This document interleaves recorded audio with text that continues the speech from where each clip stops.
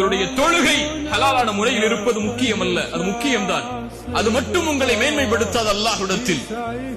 உங்களுடைய ஜகாத், உங்களுடைய ஹஜ், உங்களுடைய கலிமா, உங்களுடைய மார்க்கத்துடைய அடிப்படைகள், இது மட்டும் நேர்த்தியாக இருப்பது அல்லாஹ்விடத்தில் உங்களை இணக்கமாக்கி விடாது.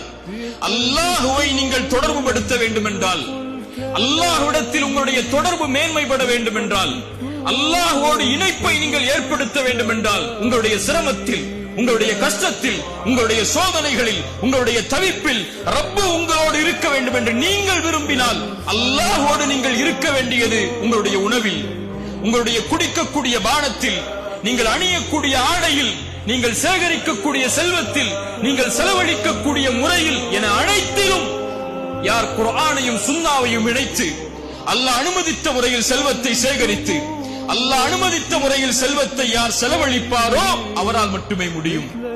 அது அல்லாத தொடர்புகளை வைத்திருக்கக்கூடிய எல்லோர்களோடும் அல்லாஹ் ரப்புல் ஆலமீன் தன்னுடைய தொடர்பை நீக்கிக் கொள்கிறான் என்று அல்லாஹ்வுடைய தூதர் ஸல்லல்லாஹு அலைஹி வஸல்லம் அவர்கள் சொன்னார்கள்.